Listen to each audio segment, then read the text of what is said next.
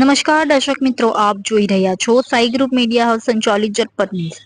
સુરતના રાંદેર ઉગત રોડ પર હોટલમાં ચાલતા દેહ વ્યાપારના ધંધા પર એન્ટી હ્યુમન ટ્રાફિકિંગ યુનિટે દરોડો પાડ્યો હતો। દરોડા દરમિયાન હોટલમાંથી 6 થાઈલેન્ડની મહિલાઓ સહિત 3 ગ્રાહકોની ધરપકડ કરવામાં આવી છે। પોલીસે બાતમીના આધારે રાંદેર ઉગત રોડ પર હોટલમાં દરોડા પાડ્યા હતા। દરોડા દરમિયાન હોટલની અંદર દેહ વ્યાપારનો ગોરખ ધંધો ચાલતો હતો। હોટલમાંથી 6 થાઈલેન્ડની મહિલાઓ મળી આવી છે। દેહ વ્યાપારનો ગોરખ ધંધામાં પોલીસ 3 ગ્રાહકોની ધરપકડ કરવામાં આવી છે। પોલીસ તપાસમાં ચોંકાવનારો ખુલાસો થયો છે। તમામ થાઈગલ બિઝનેસ વિઝા પર ઇન્ડિયા આવી હતી અને આ હોટલમાં રોકાયા હોવાની વિગતો મળી રહી છે। સુરત શહેરમાં અગાઉ પણ એન્ટી હ્યુમન ટ્રાફિકિંગ યુનિટે ઉત્તરાયણ સુદામા ચોક ખાતે પનવેલ પોઈન્ટમાં આવેલી હાઈવ્યુ હોટલમાં દરોડો પાડ્યો હતો। ત્યારે પણ હોટલમાં ભાડાના રૂમમાં 7 ભારતીય મહિલાઓને રાખી દેહ વેપાર કરવામાં આવ્યો હતો તેવો ખુલાસો સામે આવ્યો હતો।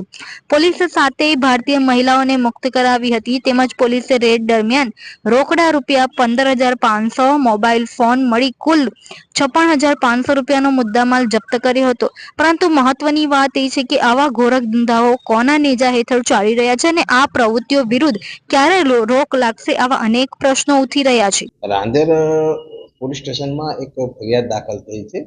એની અંદર એ પાલનપુર જકાત નાકા પર જે 20 સ્ક્વેર બિલ્ડિંગ હતી એની અંદર બીજા માળે જે વેલનેસ સેન્ટર હતું એની અંદર કુટુંબખાનું ચાલતું હોવાની બાતમી મળેલી પોલીસને। એ આધારે આરોપીએ ત્યાં પોલીસે પંચો સાથે રેડ કરેલ, જેની અંદર કુલ 4 આરોપી પકડાયા છે। એની અંદર એક બાળક છે અને બીજા 3 છે, એને 3ને અટક કરવામાં આવે છે। એની અંદર 3 થી 4 જે થાઈલેન્ડની મહિલાઓ હતી એમને આ લોકો પાસેથી આ કુટુંબખાનું ચલાવતા હતા, જેથી ત્યાં રેડ કરી પોલીસે એને કાયદેસરની કાર્યવાહી કરી છે। આ કેસમાં કુલ 12,000 રૂપિયા રોકડા, કુલ 5 મોબાઈલ ફોન અને મળી કુલ 1,46,000નો મુદ્દામાલ કબજે કરવામાં આવે છે। અત્યારે તો એ 2 મહિનાથી ચાલતું હતું એટલું જાણવા મળેલ છે, तो मुझे आगे तपास चालू। फालूदा मिक्स की इतनी सारी वैरायटीज रिफ्रेश के पास है। अगर आपको भी चाहिए रिफ्रेश के फालूदा मिक्स की इतनी सारी वैरायटीज, तो फिर सर्च करो, क्लिक करो, लाइफ को रिफ्रेश करो। સુરતનો હીરા ઉદ્યોગ 50 વર્ષના ઇતિહાસમાં સૌથી મોટી મંદીના માહોલનો સામનો કરી રહ્યો છે। એવી મંદીના વાડારો બંધાયા છે કે અનેક કારખાના બંધ થઈ ગયા છે અને 17 લાખ રત્ન કલાકારો સંકટનો સામનો કરી રહ્યા છે। ઘણા કારખાના ચાલુ છે તો પૂરતું કામ આપતા નથી। તેવામાં હવે સુરતમાં રત્ન કલાકારોએ હડતાલની ચીમકી ઉચ્ચારી છે।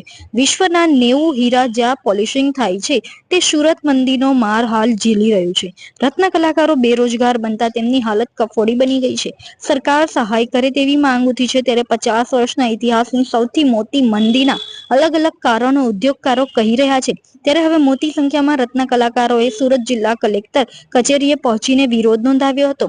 હાથમાં પ્લેકાર્ડ સાથે રત્ન કલાકારો આવ્યા હતા અને સરકાર પાસે આર્થિક સહાયની માંગ કરી હતી। આર્થિક મંદીથી રત્ન કલાકારોની હાલત કફોડી બની છે।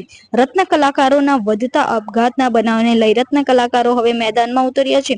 સુરતનો હીરા ઉદ્યોગમાં ભારે મંદીને પગલે સરકાર તાત્કાલિક મદદ કરે તેવી રત્ન કલાકારો માંગ કરી રહ્યા છે। જો અમારી માંગ નહીં સંતોષાય તો 30 માર્ચે રત્ન કલાકારોની હડતાલ કરવાની ચીમકી પણ ઉચ્ચારી છે। સુરતનો હીરા ઉદ્યોગમાં 50 વર્ષના ઇતિહાસમાં સૌથી મોટી મંદી હાલ ચાલી રહી છે। એવા મંદીના વાદળો જોવા મળી રહ્યા છે જ્યારે અનેક કારખાના પણ બંધ થઈ ગયા છે અને 17 લાખ રત્ન કલાકારો આ સંકટનો સામનો કરી રહ્યા છે। ઘણા કારખાના ચાલુ છે તો તેઓને પૂરતું કામ આપવામાં નથી આવતું। રત્ન કલાકારોના પગારમાં પણ 50% કાપ મુકાયો છે। આ મહામંદી હતી અને ફરી હીરામાં તેજી આવે તેવી સૌ કોઈ ચાતક નજરે રાહ જોઈ રહ્યા છે। મંદીના સૌ કોઈ અલગ અલગ કારણો આપી રહ્યા છે। કોઈ વૈશ્વિક મંદીનું કારણ ધરી રહ્યું છે તો કોઈ યુદ્ધને આગળ ધરી રહ્યું છે। અત્યારે હીરા યુનિયન, મારું નામ પરમાર જગદીશભાઈ છે, હું રહું છું પૂણા ગામમાં। અમે અત્યારે હીરા ઉદ્યોગ માટે અમારી લડત લડવા આવ્યા છીએ। અમે અત્યારે ડાયમંડ વર્કર યુનિયન અત્યારે આપઘાત કરે છે। 2 દિવસની અંદર 4 કિસ્સા બની ગયા છે અને અત્યારે સરકાર અમારે કોઈ ધ્યાન દેતું નથી। અત્યારે ભાવેશભાઈ તરફથી અમે બધી નિવેદન આપીએ છીએ અને ભાવેશભાઈની સાથે અમે સાથ સહકાર અમે આપવા તૈયાર છે। અત્યારે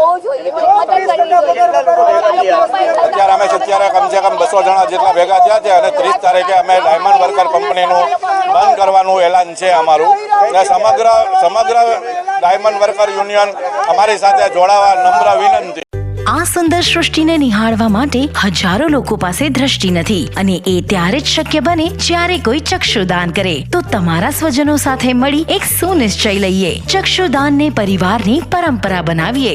visit Sant Punit Chakshu bank, rotary eye institute, Navsari. Call 7069006329. સુરતની શિવશક્તિ માર્કેટમાં આગની ઘટનાથી કાપડ બજારમાં ઘેરા પ્રત્યાઘાત સર્જાયા છે. વેપારીઓના દુઃખમાં સહભાગી થઈને તેમને મદદરૂપ થવા સાથોસાથ હોળીના કાર્યક્રમ નહીં કરવા અને કાર્યક્રમના ખર્ચના નાણાં પીડિત વેપારીઓ માટે એકત્ર કરાઈ રહેલા ફંડમાં આપવા વ્યાપક તબક્કે અપીલ થઈ હતી. જો કે સંવેદના મરીજ પરવારી હોય એ રીતેના કેટલાક સ્થળોએ અમુક સંસ્થા દ્વારા હોળીની ઉજવણીના કાર્યક્રમોનું આયોજન કરાતા નારાજગી ફેલાઈ રહી છે. તો આ વિડીયો જોયા બાદ મોટાભાગના વેપારી શરમ સાથે વ્યતીત થયા છે. સુરતના કાપડ બજારમાં આટલી મોટી દુર્ઘટના બની છે ત્યારે આ રીતે પાગોત્સવની ઉજવણી થાય એ માનવતા નથી એવી ચર્ચા સાથે વિવિધ સોશિયલ મીડિયા પ્લેટફોર્મ પર આયોજકો સામે પિટકારનો વરસાદ થઈ રહ્યો છે. વેપારીઓ વર્તુળોના દાવા અનુસાર સુરતમાં નાચગાન સાથે હોળીની ઉજવણીના કાર્યક્રમો કરવા માટે રાજસ્થાનથી 6 થી 7 જેટલી પાર્ટીઓ આવી હોવાનું જાણવા મળ્યું છે. આ વાયરલ વિડીયો બાબતે પોલીસે જણાવ્યું છે કે વાયરલ વિડીયોને લઈ તપાસ શરૂ કરવામાં આવશે. ક્યાં સુધી ભાડાના મકાનમાં રહેશો? હવે મેળવો તમારું પોતાનું ઘર. તમારા સપનાને સાકાર કરો કામધેનુ પાર્કમાં. નજીવી રકમ ભરો અને ઘરનું ઘર મેળવો. શાંતાદેવી રોડ ખાતે આવેલ કામધેનુ પાર્કમાં high security, fire safety, elevator lift, પ્રસંગો માટે પાર્ટી પ્લોટ તેમજ બાળકો માટે પાર્ક જેવી ઘણી બધી સુવિધાઓ ઉપલબ્ધ છે. ત્યારે 10,000 રૂપિયા ભરો અને સપનાનું ઘર બુક કરાવો. 1 રૂમ રસોડું અને 2 રૂમ રસોડાના ફ્લેટો રેડી પોઝિશનમાં મળશે. ભાડાની રકમને બદલે લોનના હપ્તા ભરો અને ઘરના માલિક બનો. તો આજે જ સંપર્ક કરો. કામધેનુ પાર્ક, વિદ્યાભારતી સ્કૂલની પાછળ, શાંતાદેવી રોડ, નવસારી. અને વધુ માહિતી માટે સંપર્ક કરો 9375956935 અને 9825696292.